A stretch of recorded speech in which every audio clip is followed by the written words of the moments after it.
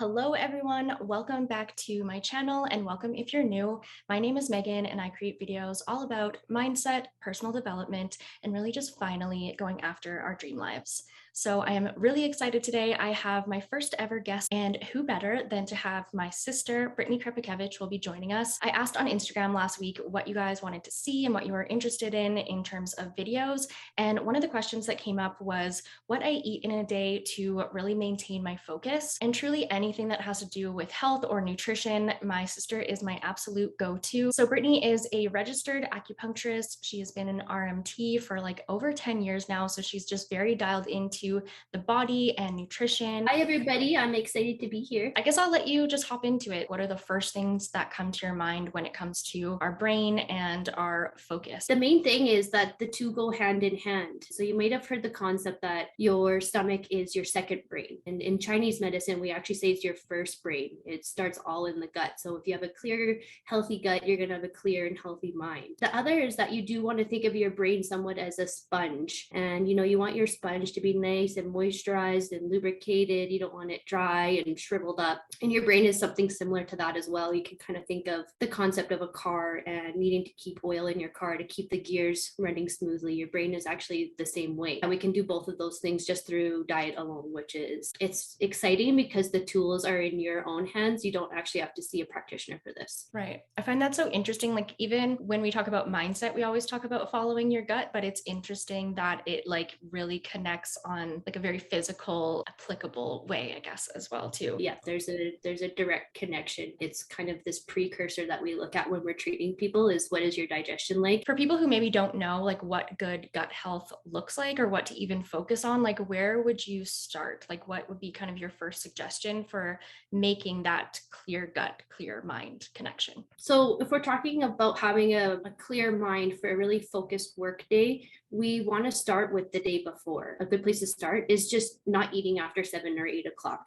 You could kind of call it fasting. You don't have to do true fasting till, a certain amount of time. You really don't want to go to bed on a full stomach because then while you're resting, your body's actually focused on digesting your food and not actually just resting your body. And that food often just lays dormant in there because, as you might have heard, digestion happens when you're walking and moving your legs to make that, they call it peristalsis, happen. So essentially, if you have food in your belly that's sitting there overnight, it's rotting.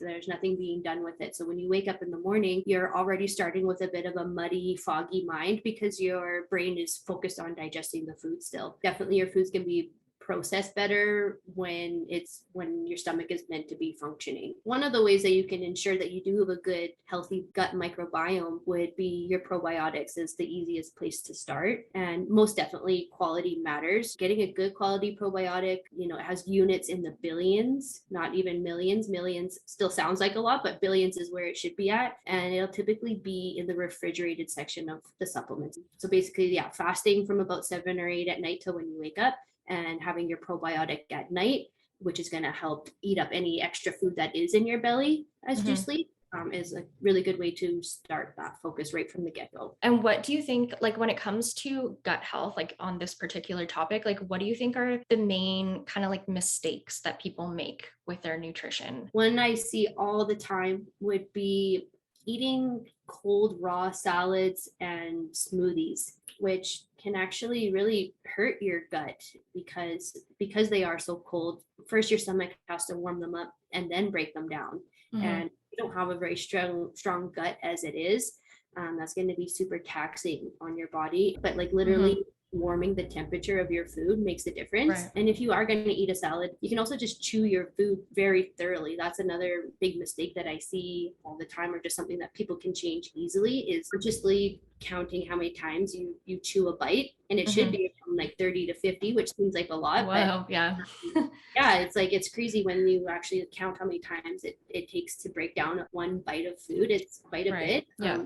The more work that you can do yourself manually, the less your stomach has to do. So it's all about like preserving energy at the end of the day. Actually, that's very interesting because I listened to a podcast recently. I can't remember which one it was, but they were talking about how I think it was like 90% of our calories burned are burned by our brain and not our muscles. And that was like super mind blowing to me. when I think of fueling my body and carb, I don't know, like nutrition things, I'm always thinking of muscle. Like rarely am I thinking about my brain. And so even just like making sure that I eat enough in a day, it really switched that around for me, because I'm like, this is not even about like fueling my muscles to be able to function. It's like fueling my brain. So I think that really connects nicely to what you're talking about. If we're not having good digestion and all of those things, we're literally pulling energy from our brain, which takes up 90% of like our calorie consumption. Yeah, going back to kind of that gear concept, you can imagine Yeah.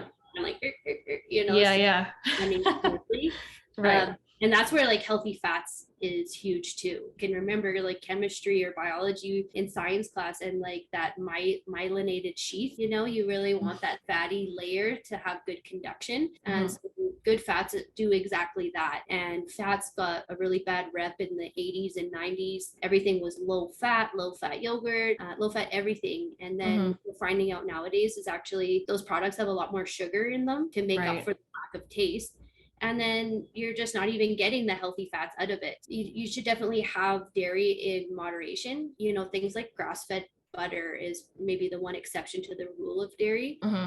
Grass-fed butter can just be so nourishing for your body, and you know, there's just so much more nutrients in grass-fed butter. So that's one of my favorite put in my coffee actually is just grass-fed butter. Kind of going back to the coffee thing, it's huge because yes, coffee in moderation for sure is actually a really good tool. It gets brain blood flow to the brain. So one of the ways that you can just make your coffee do more for you is by adding those good fats. So that could be grass-fed butter or collagen, and that way you're not getting this huge spike of your caffeine spike. It isn't all up and then that crash. It's sort of nice steady streamline of the caffeine release when you have the fats mixed in. That's actually like exciting to hear. I was honestly expecting like the one thing you were going to tell me today is like to cut out coffee. Like I was kind of like mentally preparing myself that was going to be a topic of conversation.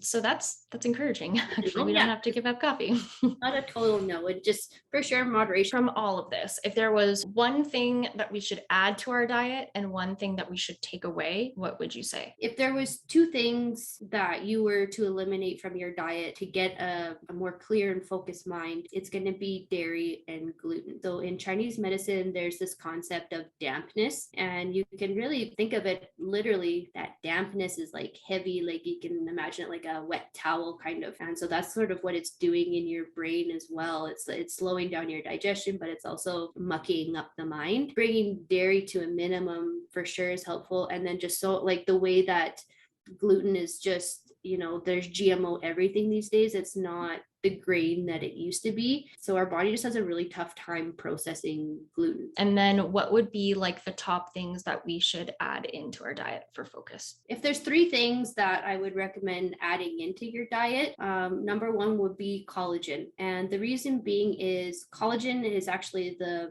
building blocks of our proteins, of our cells, and has a lot to do with the production of hyaluronic acid, which I think we've all heard of that name a lot. It's in a lot of our skincare products, and it is what gives you moisture and buoyancy in your skin. And it's actually the same thing for your brain. It's going to be that nice, again, like lubricating aspect. A few supplements that are my favorites and which helped me a lot when I was in school and I had to memorize more things than I thought were possible. And one is lion's mane mushroom. You might have heard or seen that one. There's lots of mushroom concoctions out there, but lion's mane mushroom is specifically for the brain and for memory and focus, called bacopa, again with memory and focus. The other supplements is actually ginseng, and in Chinese medicine they say it's the only herb that can make a person smarter, so they really live by this herb. But the thing I'll mention is that you definitely need to get the right type of ginseng. There's Korean ginseng and then there's North American ginseng, and they have two totally different properties. Make sure you get the North American. The last one would be a good magnesium.